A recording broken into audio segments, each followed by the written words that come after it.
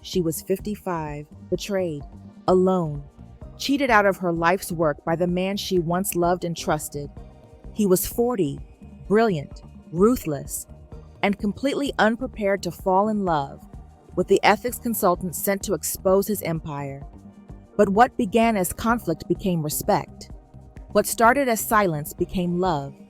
This is not a story of second chances. This is a story of a woman who never needed rescuing, and a man bold enough to kneel anyway.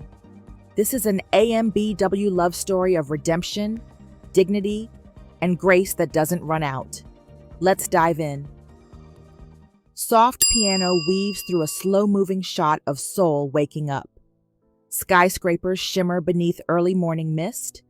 A black sedan pulls up before the mirrored facade of Hanul Dynamics headquarters, its towering glass walls reflecting the shape of a poised, dignified black woman stepping out. She's mid-50s, hair pinned in a smooth twist. Her blazer, a warm coffee brown, fits with quiet precision. Her heels click with measured grace across polished stone. As she approaches the revolving doors, her voice breaks the stillness. They say truth makes men free. They forget. It first makes them furious. She doesn't smile. She just enters. The boardroom hums with quiet hostility.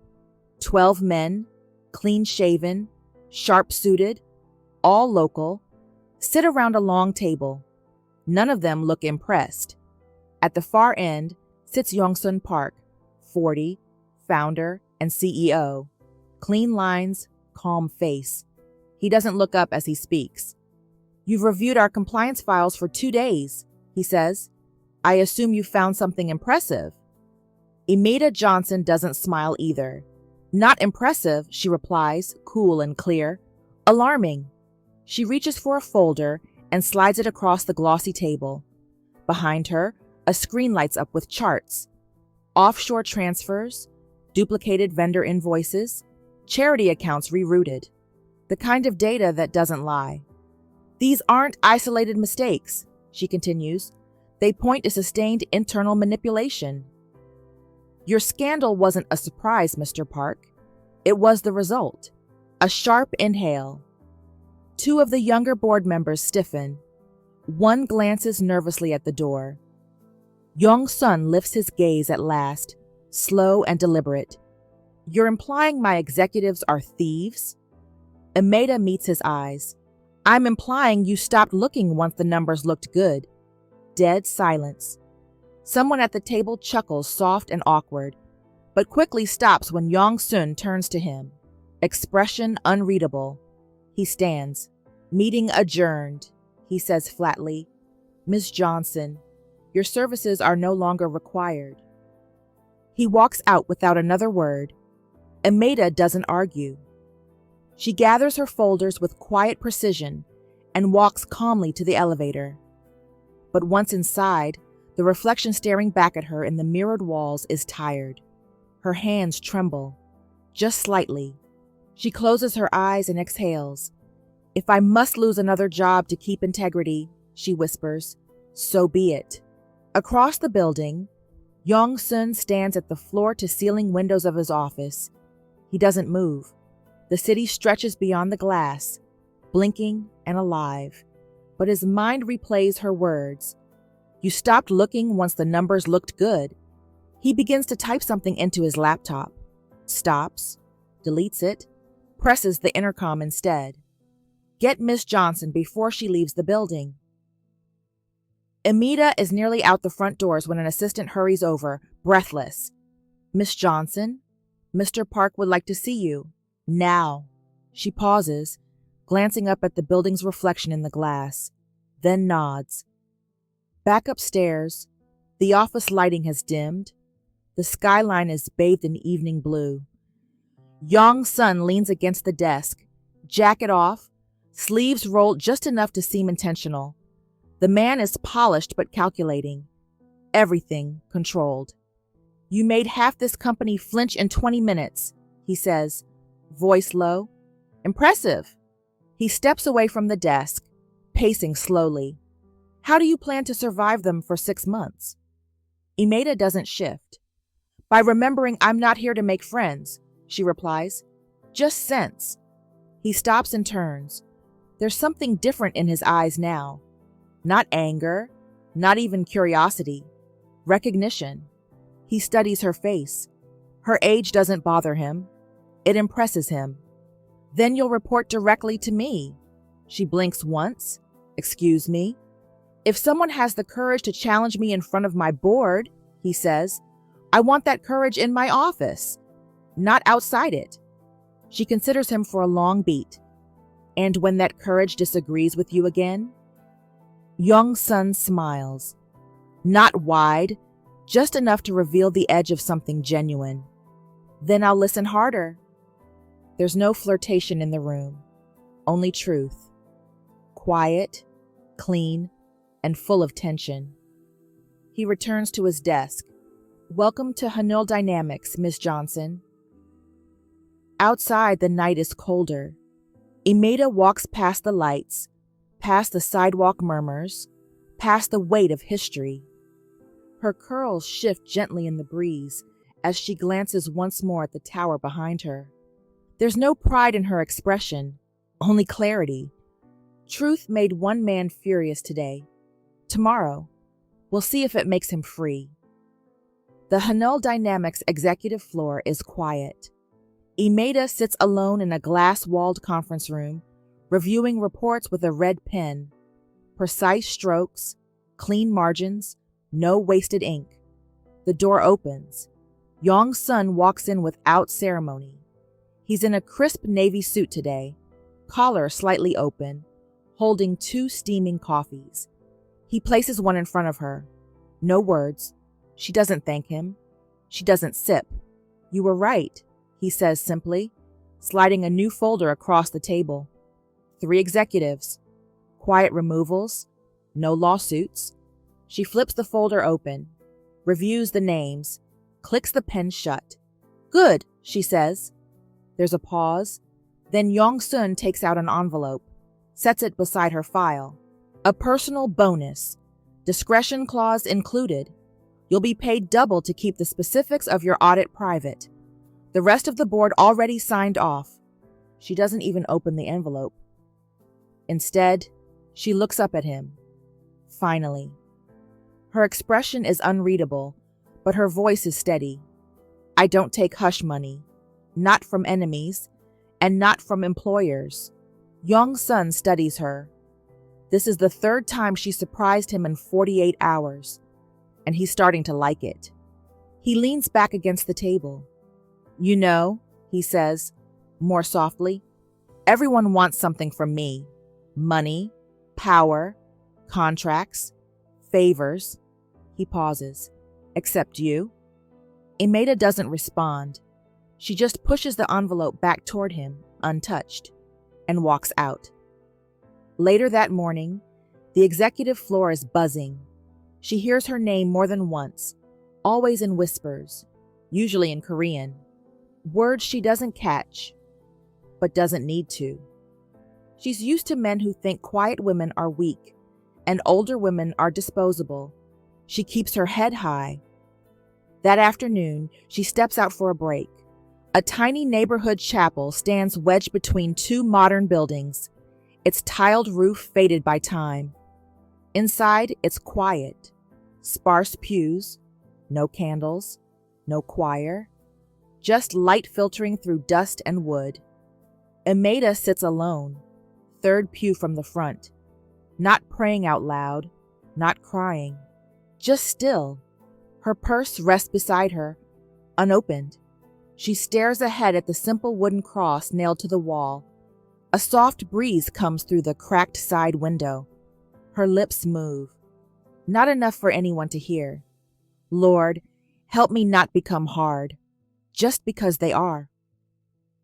That evening, back at Hanul, she enters the executive elevator alone. The doors begin to close, but a hand stops them. Yong-sun steps in. Quiet, no words.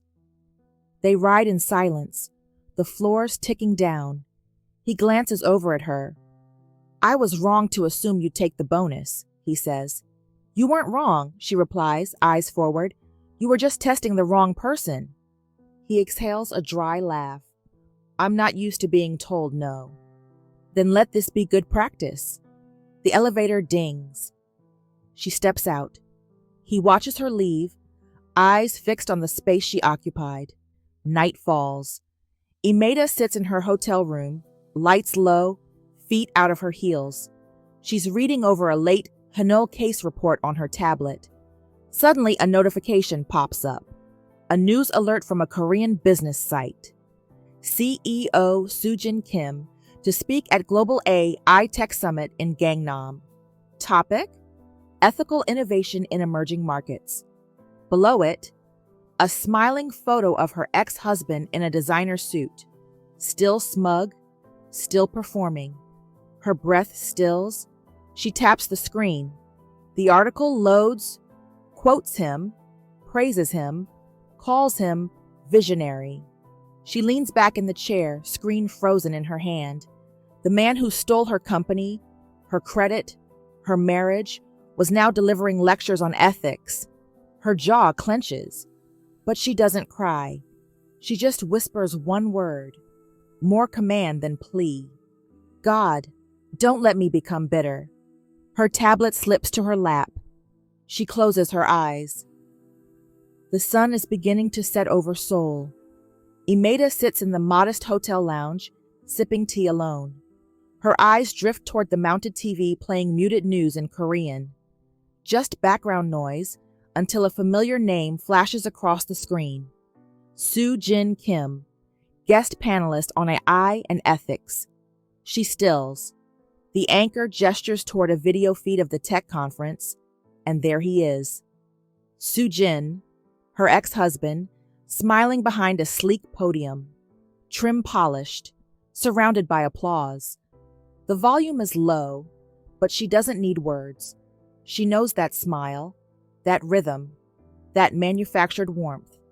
The caption below reads, Soo-jin Kim claims to have laid the foundation for ethical standards now used in top-tier companies, including Hanul Dynamics. Her breath catches. For a moment, the room tilts. She grips the edge of the table. She had written the very code he was claiming. She had lost everything so he could wear that lie in public. Unbeknownst to her, Yong-sun has entered the lounge, hands in his pockets. He came to discuss a morning briefing, but stops short when he sees her. She's watching the screen, still, haunted, but too proud to show it. He says nothing for a moment. Then, softly, was he your mentor? She doesn't look at him. Her voice is even. My mistake. A beat of silence passes. Is that why you won't let anyone get too close? She finally turns to him. Calm, but clipped. Getting close cost me too much last time. I'm careful now. Yong-sun nods slowly. He doesn't press. Instead, he just sits beside her. Not as a CEO, not as a man with questions, just as someone present. For once, she allows the silence to stretch. That night, Imeida returns to her hotel room and finds a small envelope slipped under her door. No return address, no message, just a USB drive. She frowns, hesitates, then plugs it into her encrypted work laptop. Inside, a folder of old photos and PDF scans. Images of her and Soo-jin at their first startup. Documents signed under both their names. Her handwriting, his seal, contracts, partnerships. No threats, just evidence. She exhales sharply and shuts the laptop. The next morning, Yong-sun reviews internal media activity. He sees a leaked blog post draft, authored anonymously, titled, Who is Imeida Johnson? And What's She Hiding? He clicks it open. Screenshots, rumors, hints about her past with Soo-jin. He doesn't hesitate. Within minutes, he's called the IT director, ordered internal scans for the leak, shut down external access to media inquiries, and quietly assigns his legal counsel to filter and block anything referencing Imeida's name from reaching public platforms. He never tells her. Imeida walks into a staff meeting. She notices the sudden hush when she enters. Whispers stop. Phones are pocketed. One younger woman avoids eye contact altogether. She knows what this is. She's lived it before. But this time, she's not running. She walks to the front, opens her tablet, and begins the presentation on ethical compliance like nothing has changed. That night, Yong-sun walks past her office, late, nearly empty floor. Through the glass, he sees her working. She's in a soft gray sweater now, glasses on, hair down. Not the composed consultant, just a woman holding it all together. He lingers. She glances up and sees him. Their eyes meet. No words pass between them. But he raises a hand gently, not in greeting, but in recognition. She nods back, small, tired, but genuine. Back in her room, later that night, her inbox pings. Subject line: "You think your past is buried? Wait. No name, no signature, just a link." She doesn't click it. She closes the laptop, leans back in her chair, and whispers into the dark, "Lord, if I have to walk through fire again, let me come out cleaner than before." Morning sunlight filters through the blinds of Imeida's office. Her inbox pings like a siren, over and over. Subject line: "Public integrity crisis at Hanul. Who is Imeida Johnson?" Headline: "The ethics consultant with a compromised past." Her jaw tightens as she scrolls through the articles. Blogs, Twitter threads, comment sections riddled with words like divorced, older, ex-partner of Soo-jin Kim, bias, and plant. The media isn't just questioning her competence. They're dragging her character, her age, her past, her dignity. The kicker: a photo from years ago. Her and Soo-jin in front of their old company logo. She's smiling. He's holding her hand. She slams the laptop shut. Imeida storms into Yong-sun's office. She doesn't wait for him to look up. "I'm resigning." He blinks once, surprised, then slowly closes his laptop. "No." Her tone sharpens. "This company is under fire because of me." "No," he repeats, calm but firm, rising from his seat. "This company is under fire because someone lied about you. That's different." She laughs bitterly. "It won't matter. The board is already skeptical. You're protecting a woman who has done nothing wrong," he cut in. He walks around the desk, stands in front of her now, eyes level. "You don't run from truth, Imeida. You rebuild it." The silence between them swells. She looks away, her voice cracking slightly. "I don't want to be your liability." He speaks softer now, something deeper beneath the surface. "Then be my ally. Don't let them reduce you to what they can tweet." The day is gray when they exit Hanul headquarters together. They plan to go quietly. She insisted on taking the back elevator. He insisted on walking with her. But the crowd was waiting. Cameras flash, reporters shout. Microphones wave in their faces. "Ms. Johnson, are you romantically involved with CEO Park? Did you hide your past with Soo-jin Kim? Mr. Park, is this a cover-up? Are you dating your ethics consultant?" Imeida freezes. Her mouth opens, but no sound comes. Then, in one swift motion, Yong-sun steps in front of her, removes his coat, and drapes it gently over her shoulders, shielding her from the flashes. He turns to the press, his voice cool and unshaken. "That's enough for today." He leads her away. The coat is warm. His hand never once leaves her back. That evening, she sits on the edge of her hotel bed, the coat still around her shoulders. She hasn't taken it off.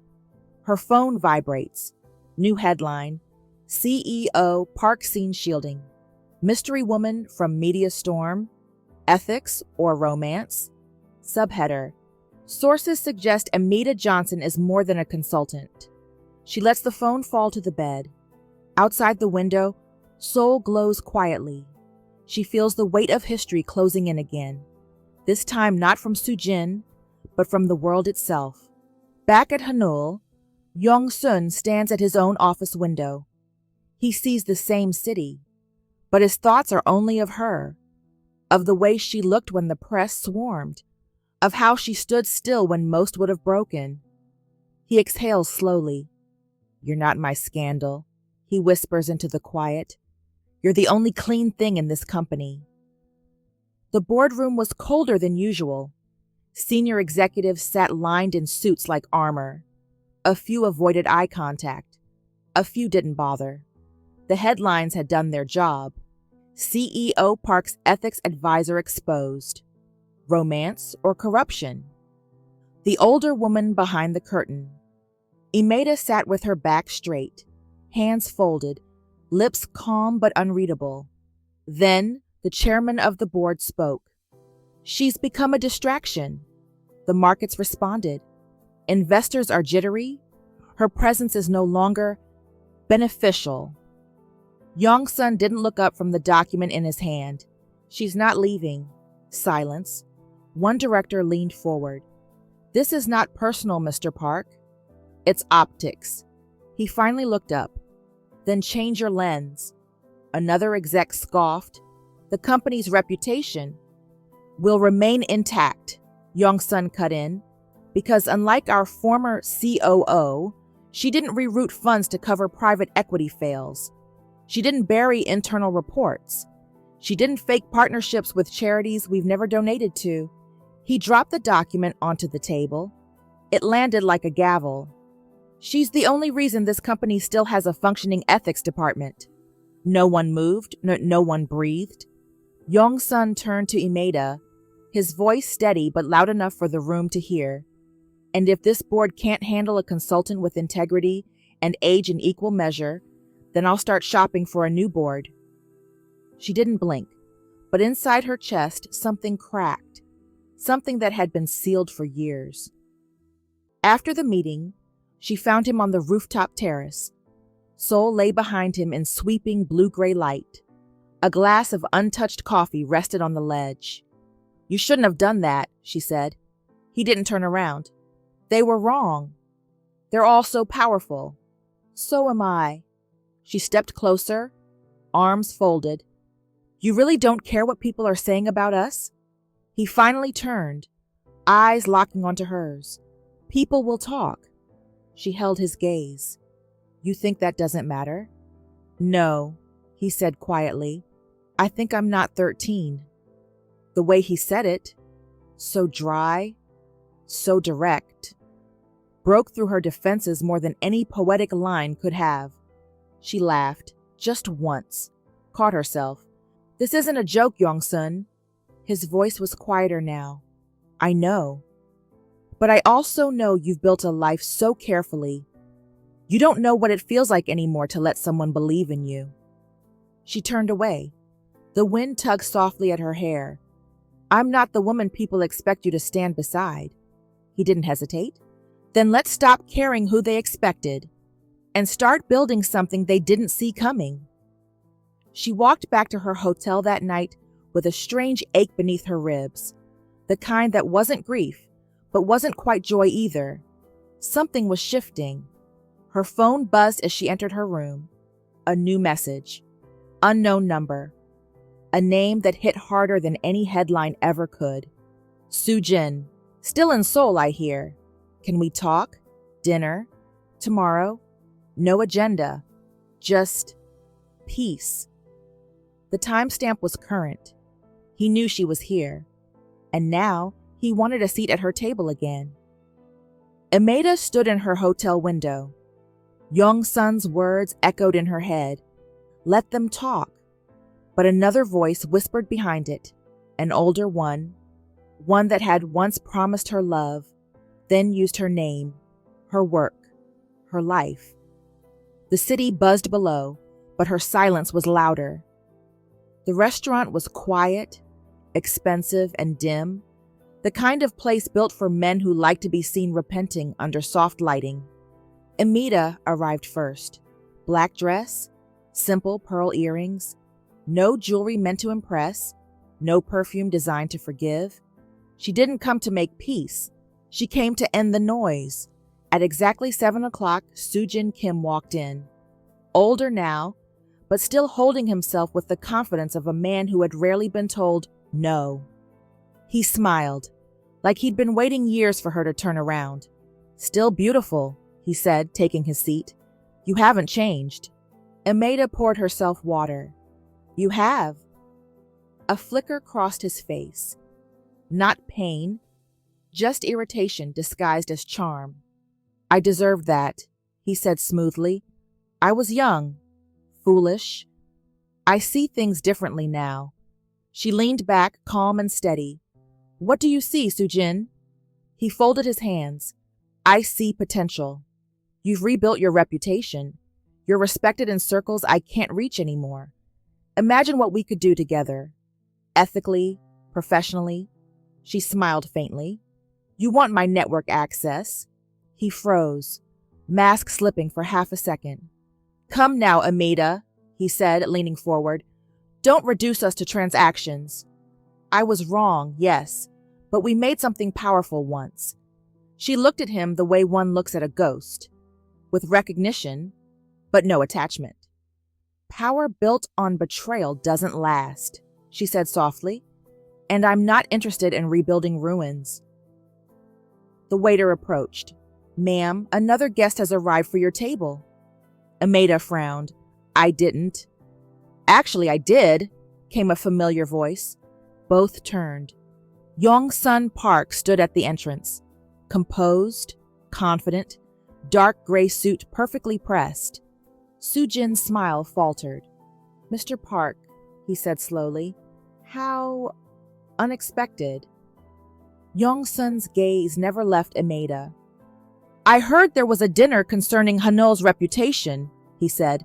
"Since that's my company, I thought I should attend." He pulled out the empty chair beside her and sat. Calm, no apology, no hesitation. Imeida blinked once, but didn't protest. Soo-jin laughed under his breath. "I see." The protector arrives. Yong-sun turned toward him, voice level. Not to protect her, to correct the narrative. The waiter poured wine. The air thickened. Soo-jin leaned back, smirking. "Tell me, CEO Park, do you often involve yourself in your consultants' private meetings?" "Only when men mistake manipulation for closure," Yong-sun replied.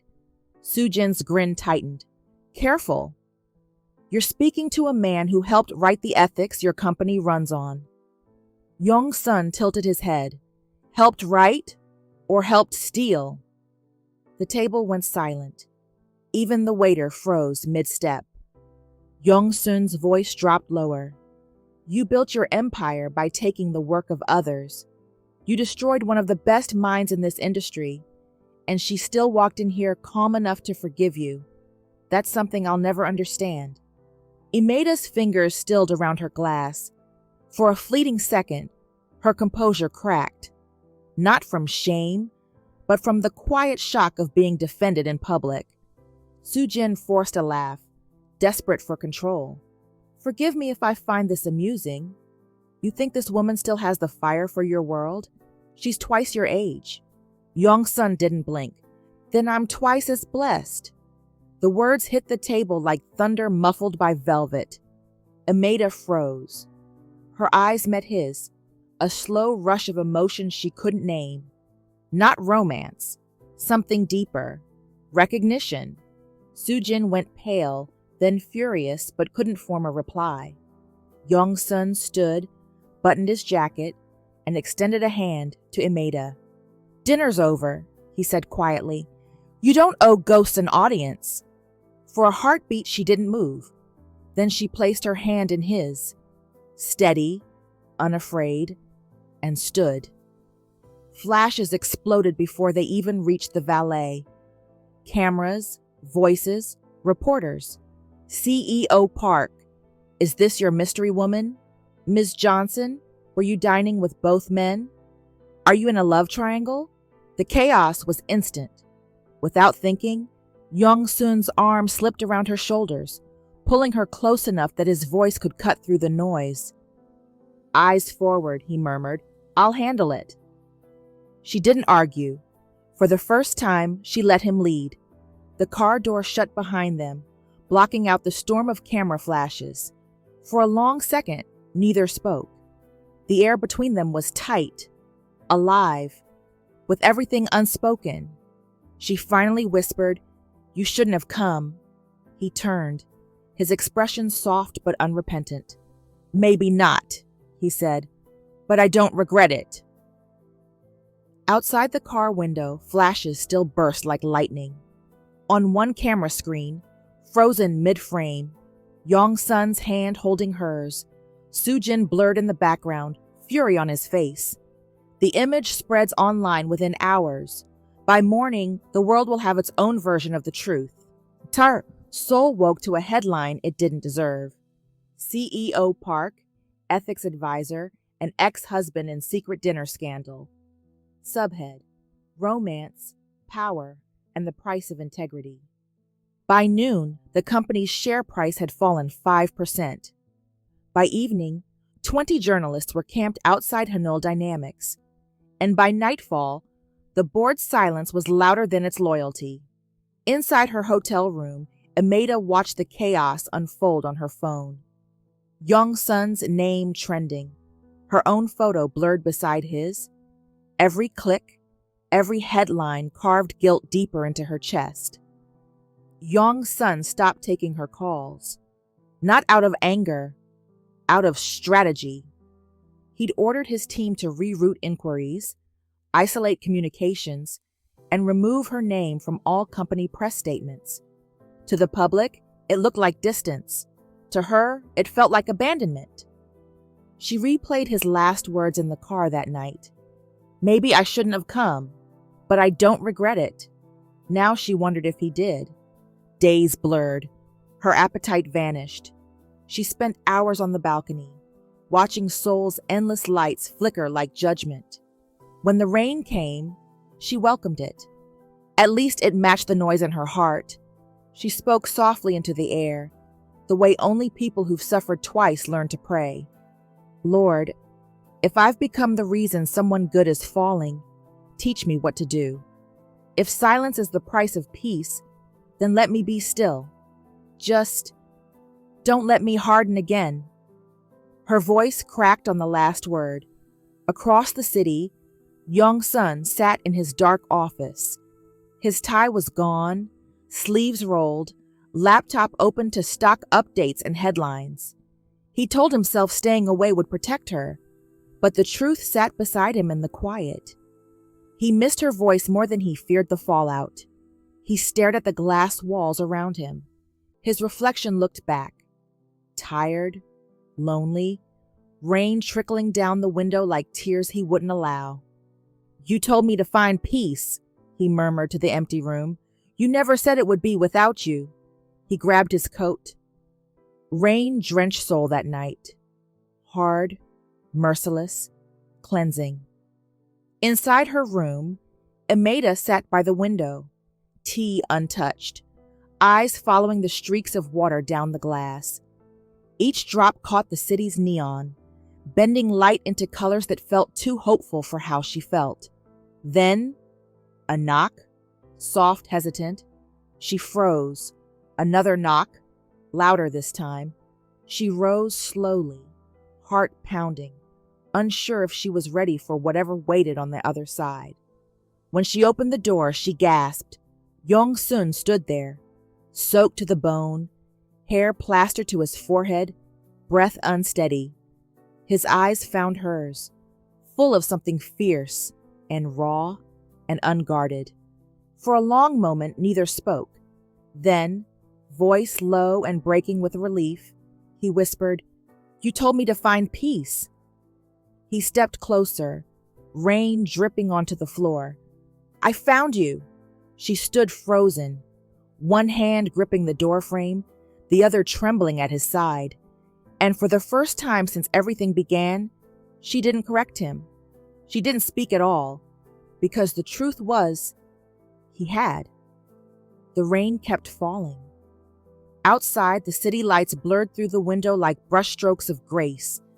For the first time, Seoul didn't look like judgment. It looked like mercy. The rain had slowed to a whisper outside. Imeida sat on the couch wrapped in a knit blanket, steam rising from the tea Yong-sun made without asking. She watched him across the room. Wet clothes changed, hair still damp, sleeves rolled.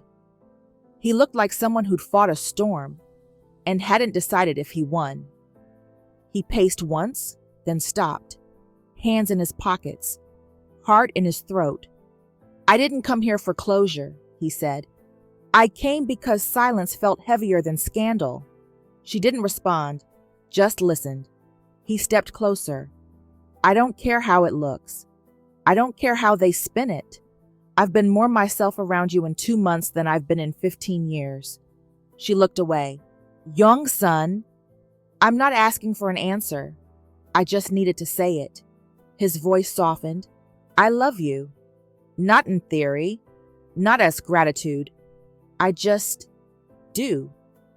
Imeida stood up, slowly, carefully, like her balance had shifted. She walked to the window, stared out at the lights again. "You're not thinking clearly." "I'm thinking for the first time in years," he said behind her. She turned to face him, conflicted, not cold, just cracked open. "I'm a scandal waiting to happen. I'm 15 years older. I've already been married, already been used. I pray before I speak. I care what children think of me. I read slow. I don't wear what your world finds beautiful." He took a step forward. "And I run billion-dollar companies. But somehow you make me forget all of them.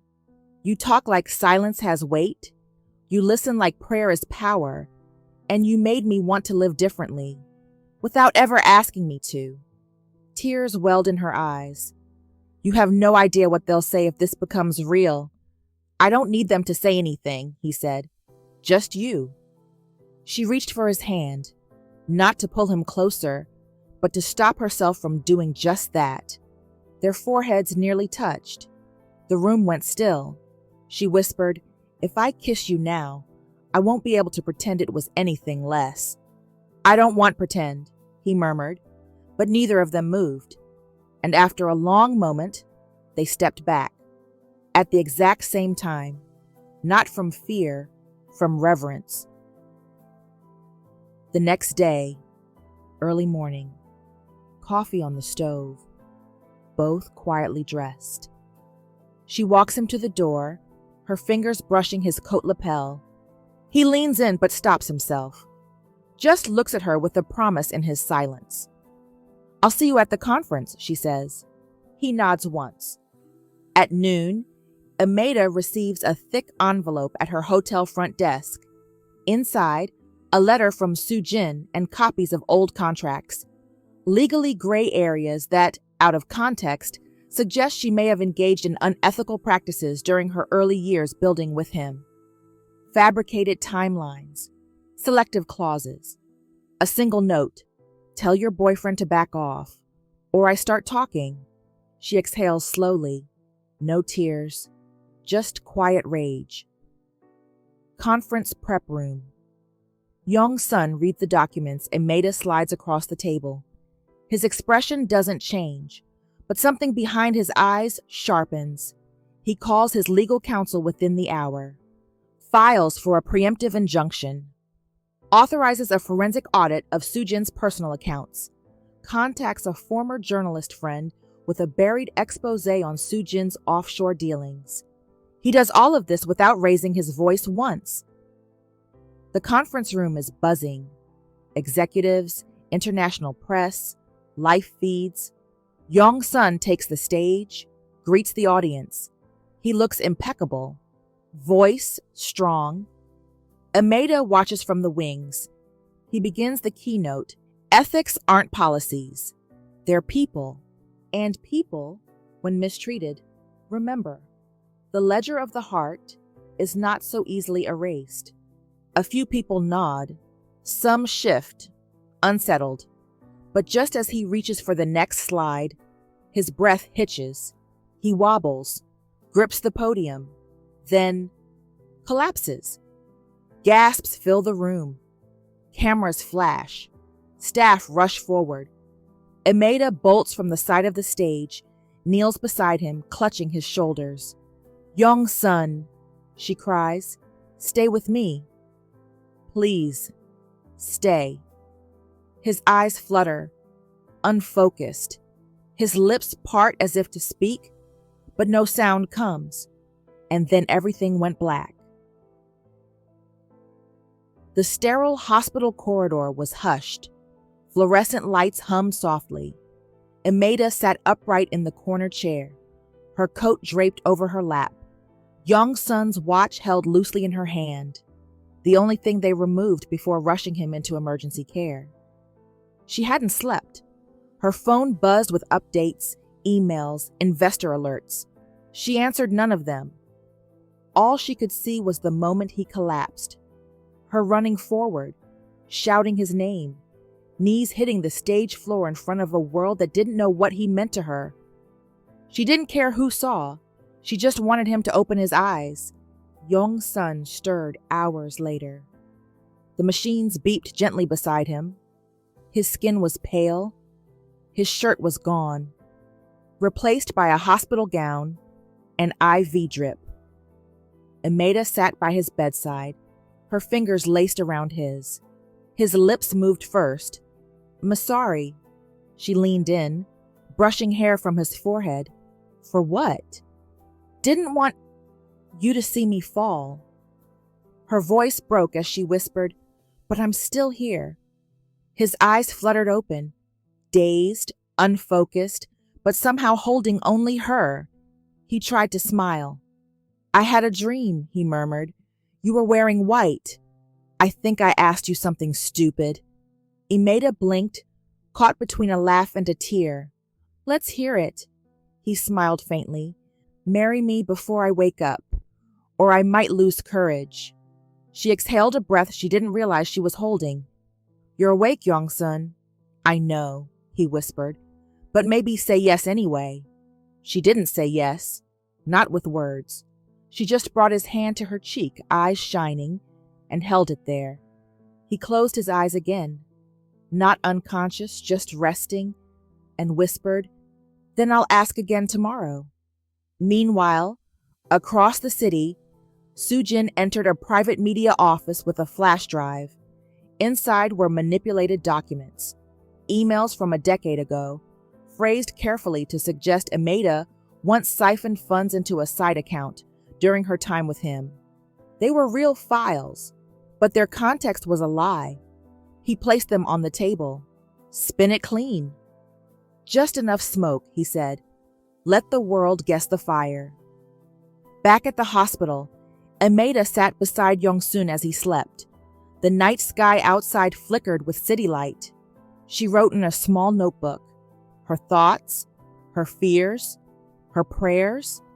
Then she whispered, barely audible, "Yes." The morning air in Seoul was gray and still. Imeida stood at the edge of her hotel suite, suitcase zipped, laptop powered down, resignation letter saved but unsent. She had prayed most of the night. The world didn't need another scandal. Yong-sun didn't need her name linked to his fall. And no matter how deeply her heart ached, she had already learned how to leave for someone else's good. She touched the handle of her suitcase. Then the TV screen behind her flashed with breaking news. Hanel Dynamics. Urgent press conference scheduled. CEO to address recent allegations. Cameras lined the courtyard. Reporters jostled. The world had gathered for spectacle. Imeida stood outside the building, half hidden behind a marble column. She hadn't told anyone she was coming. She just had to see it with her own eyes before she left. At the front, Yong-sun appeared. No PR team beside him, no legal counsel flanking him. Just one man in a tailored navy suit with weariness under his eyes and steel in his voice. He stepped to the podium, cleared his throat, looked directly into the cameras. "I'll be brief. The documents released yesterday were real," he said, "but the story behind them was edited by the man who created them and by a media more interested in headlines than history." Murmurs stirred, cameras clicked. "I won't explain her past," he continued. "She doesn't need me to." He paused, then looked straight into the crowd. "But I will say this. Imeida Johnson didn't compromise Hanul's values. She rebuilt them. While others were hiding in boardrooms, she was facing truth head on, even when that truth cost her everything." He scanned the faces before him. None of them mattered. "Because if wisdom has an age," he said slowly, "then may I grow old learning from her." Gasps, silence, then applause. It started with one camera operator, then a journalist, then the entire room. Imeida's hand covered her mouth. Her vision blurred. She couldn't move, but Yong-sun wasn't finished. The applause softened. He stepped out from behind the podium. "I've defended her in business," he said quietly, "but that's not enough." He scanned the crowd until his gaze found her, half hidden at the back, and then, in front of Seoul, the media, his board, and her God. He dropped to one knee. Gasps echoed again, not dramatic, not staged, just stillness and truth. He reached into his pocket and pulled out a small black box. No fanfare, just sincerity. The crowd leaned forward. "I don't need the world's approval," he said. "I just want to build the rest of my life beside the woman who taught me how to stand again." Imeida stepped from the shadows slowly, every camera turning to follow her. Her hand trembled over her chest. The world disappeared as she looked at him. One step, then another. She reached him. The box remained closed, the question unspoken, but she knelt too, right there before him, and whispered, "We'll talk, but I'm not leaving." Days later, the garden sat behind a centuries-old Hanok villa tucked into the hills of Bukshan. No drones, no reporters, no guest lists, only breeze, blossoms, and breath. Imeida stood under a wooden arch woven with olive branches and plum blossoms. Her dress was cream linen, elegant, unbranded. No veil, no diamonds, just truth on her skin and peace in her eyes. Yong-sun stood waiting. No tie, no titles, just a man in love. No guests except 5, the pastor from her quiet chapel, her childhood friend from the States, who had flown in with no questions, Yong-sun's godmother, eyes full of tears, a trusted Hanul colleague, and a little girl from a charity she'd supported for years, holding her bouquet with both hands. The pastor spoke soft words, no microphones, just voice. Then Yong-sun reached into his pocket and pulled out the ring. It wasn't extravagant, a thin gold band, but the way his hands trembled as he took hers. That was wealth. That was royalty.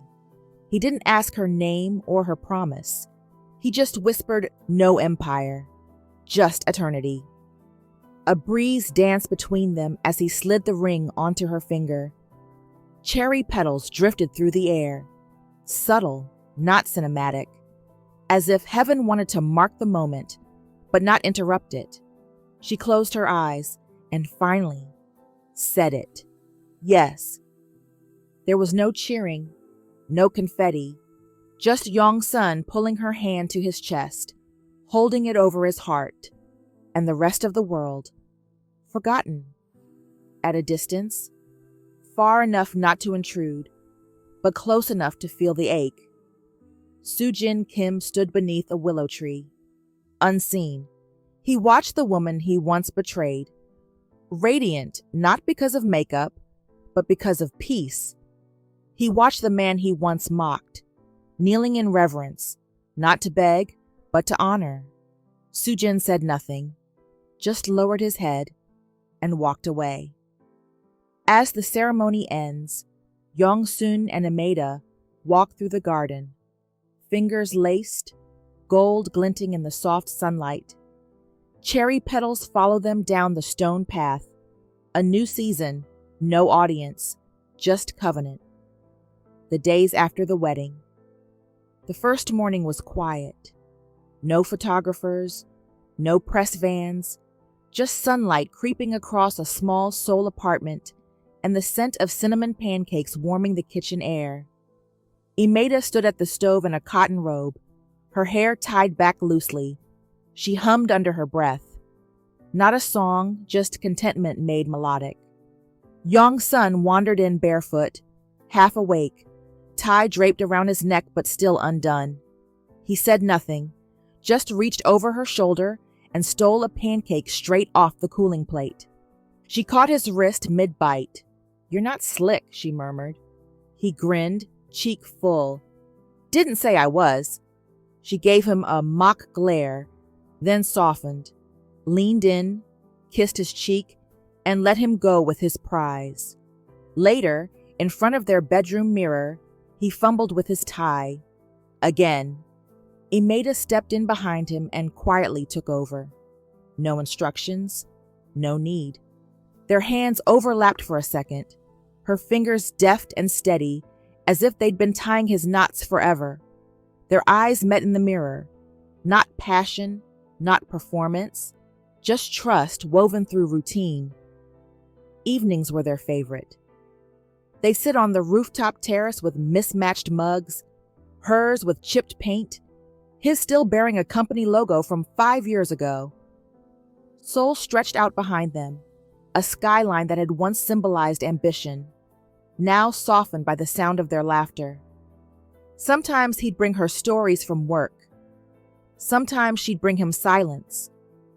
Both were received like gold. One night, after a charity gala, she leaned her head against his shoulder in the back seat of a quiet car.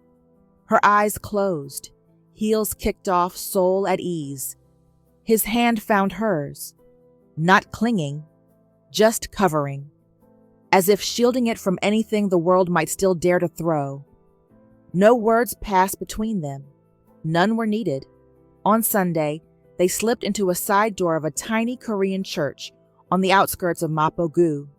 No guards, no cameras, no titles. They sat in the back pew, together. The sanctuary was small, maybe 40 people. A cross carved from driftwood hung above the pulpit. During prayer, they both knelt, side by side. No speeches, no drama, just whispered gratitude. For healing, for one another, for the child neither dared yet ask for, but silently hoped would come. And in that stillness, grace settled over them like a promise kept. One afternoon, as they sit in the sunroom overlooking the city, Yong-sun watches her read, barefoot, calm, content. He speaks without looking up from his tablet. "Would you ever consider adoption?" She closes her book slowly. "I've considered everything," she says. They share a quiet smile, but his face turns hesitant. Every agency I've contacted hesitates. They see our age. They ask difficult questions. They don't say no, but they don't say yes either. She reaches for his hand. Maybe love is the child itself. He looks at her. Still. "I'd love to watch someone call you Mom." She swallows gently. Her thumb strokes his palm. "Then we'll keep knocking on doors until the right one opens." Together, they launch a joint foundation, Grace and Code, a fusion of ethics and technology for underprivileged students. She teaches soft skills workshops. He handles funding and back-end structure. They visit youth centers across Seoul, side by side. The stage lights weren't blinding, but to the teenager trembling at the podium, It felt like standing before a firing squad. Imeida knelt beside her, microphone lowered between them. Her hand gently cupped the girl's elbow. "You don't have to speak like anyone else," she whispered. "Just speak like you." The girl nodded slowly, swallowing hard. She glanced toward the crowd, then back at Imeida. "And if your voice shakes," Imeida added, smiling, "let it. The truth still gets through." The girl stepped forward, quiet, brave.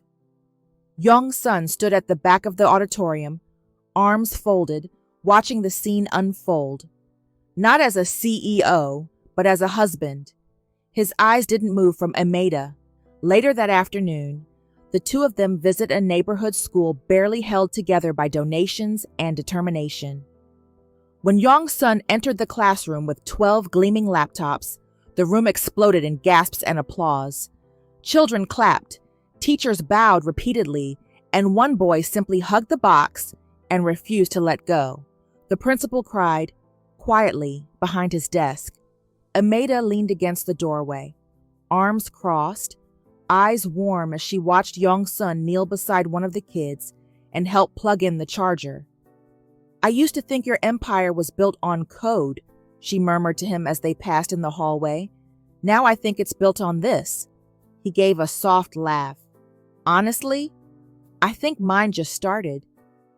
By sundown, the two of them were on the floor of a small art room with 10 children and dozens of crayons scattered like candy. One girl was drawing a hospital, another, a rocket. "What's that?"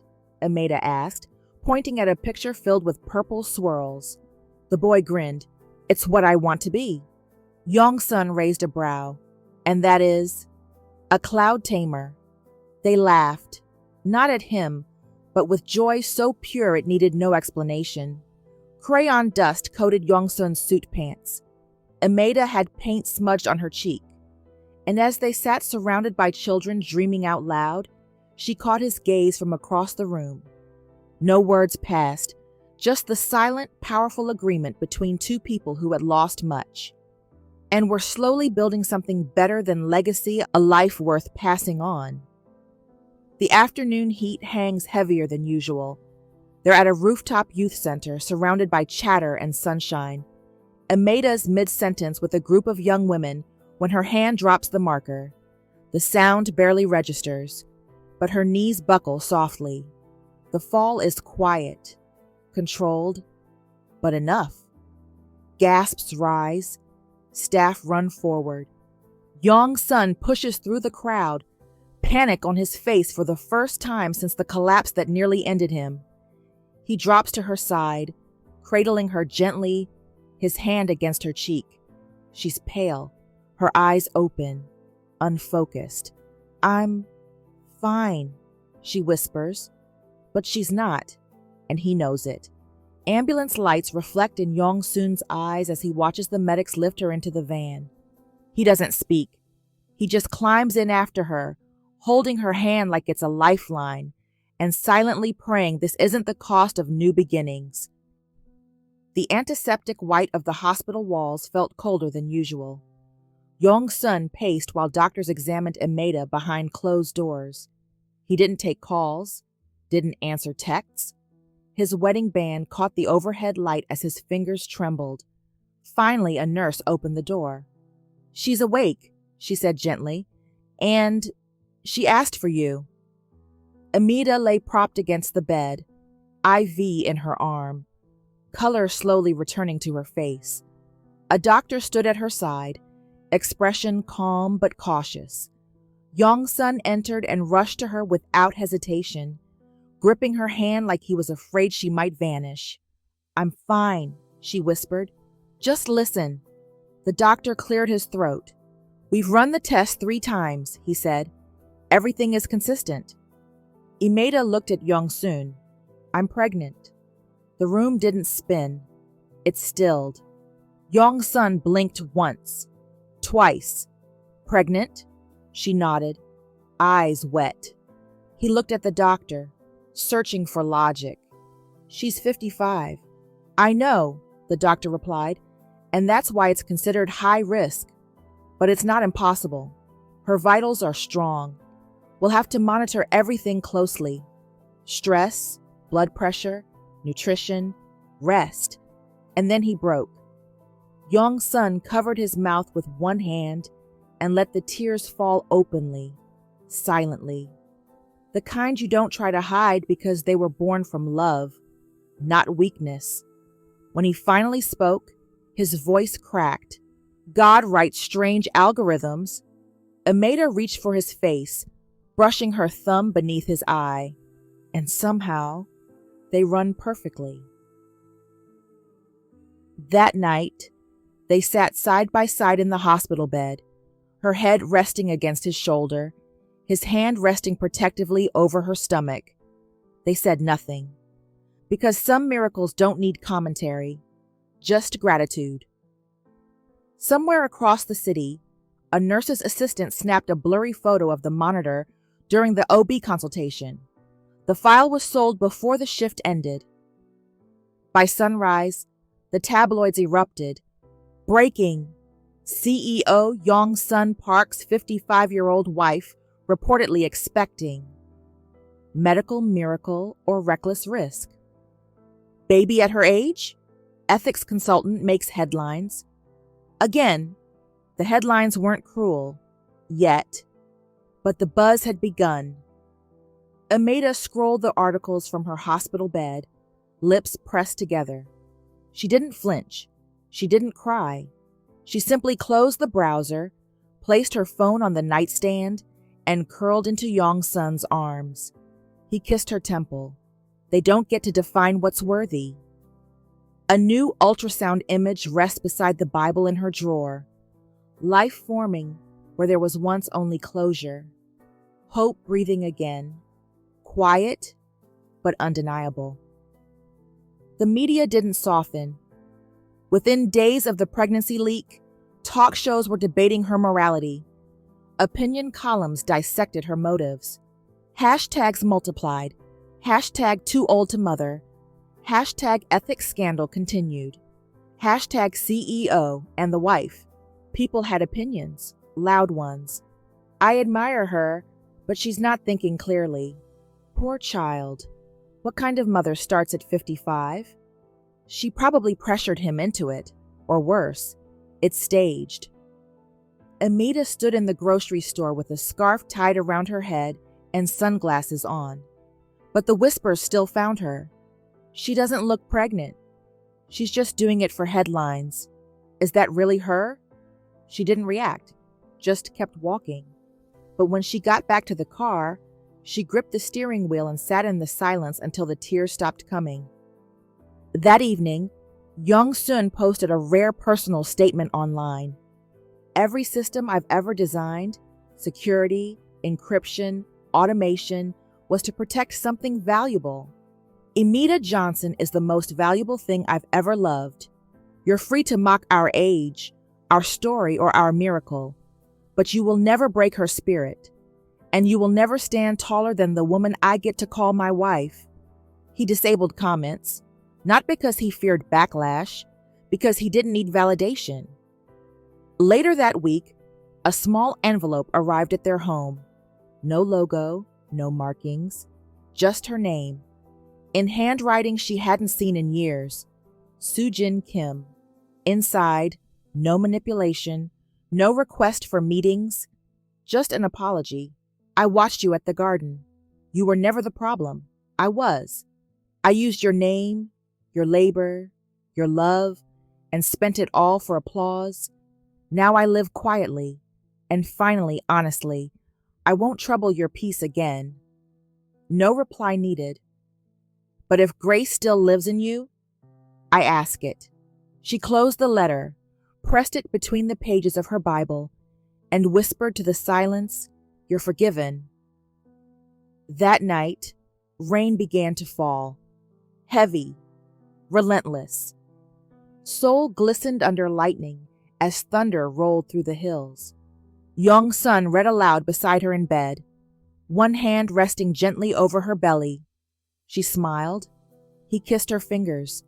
Then she winced.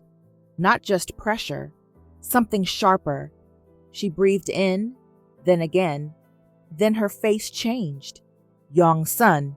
He looked up. I think something's starting. Another contraction hit. Stronger. The book dropped.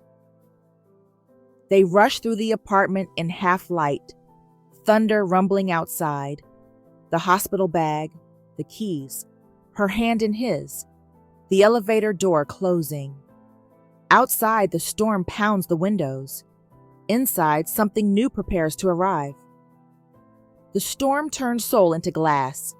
Rain streamed against the ambulance windows as sirens cut through the night. Inside, Imeida lay pale, eyes fluttering, her breath short and shallow.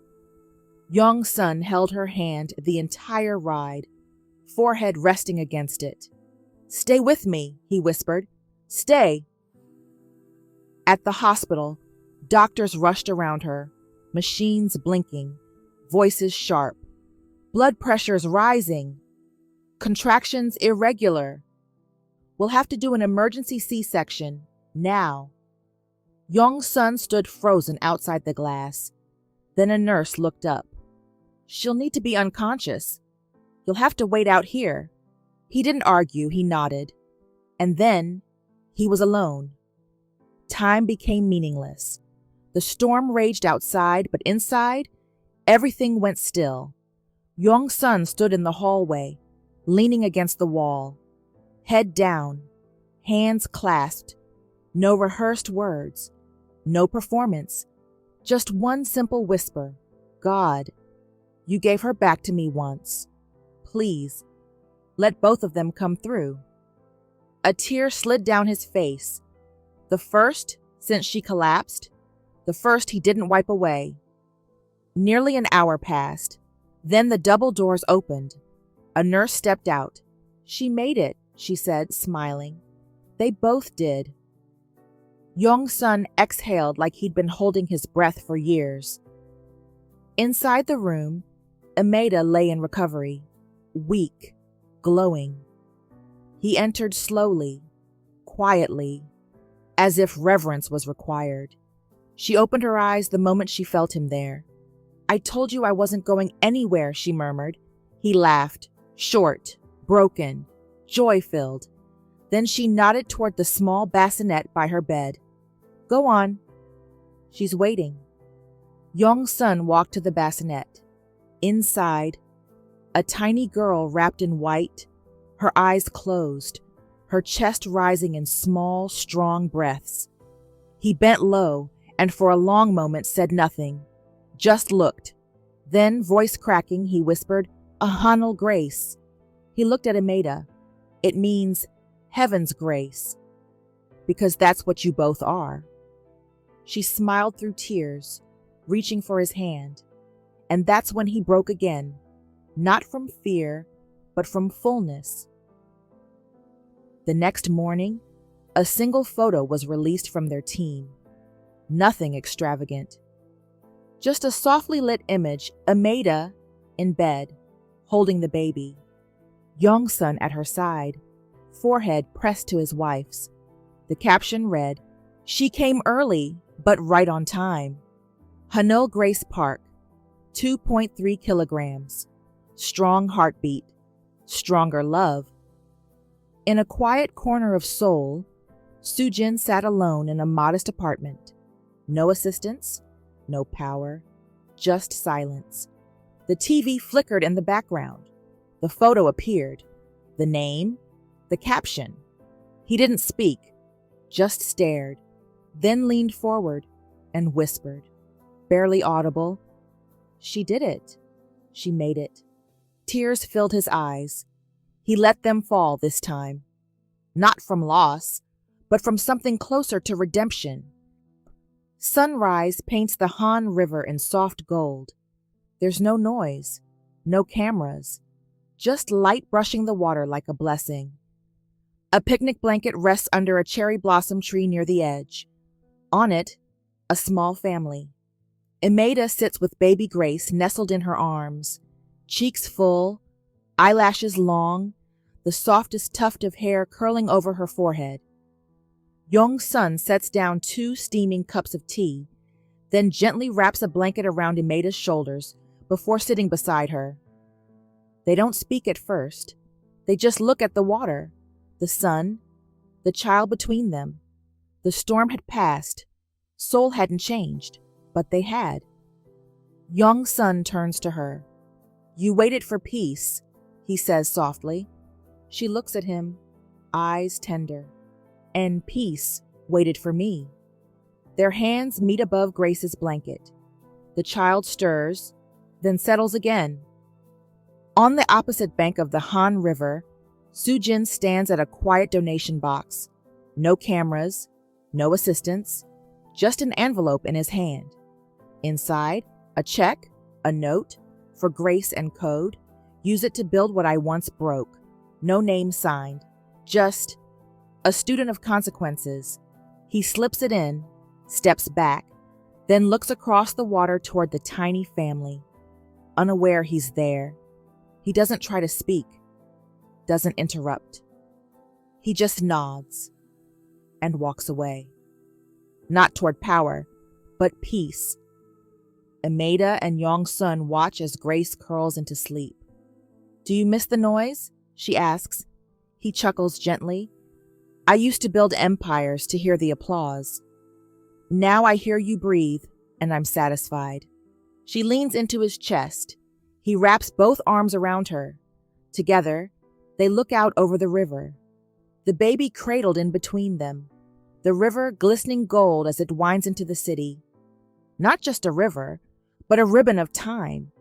A symbol of how grace never rushes. It simply flows forward, carrying everything that dared to wait. She lost everything once. Her name, her company, her trust. But she gained something greater. A love not built on youth or status, but on truth, on quiet mornings, on one child born of grace. And in the end, when the storms faded and the cameras stopped flashing, she didn't return to what was stolen. She found the one thing no one could ever take again: peace. She didn't just survive the river. She crossed it and never looked back. The end.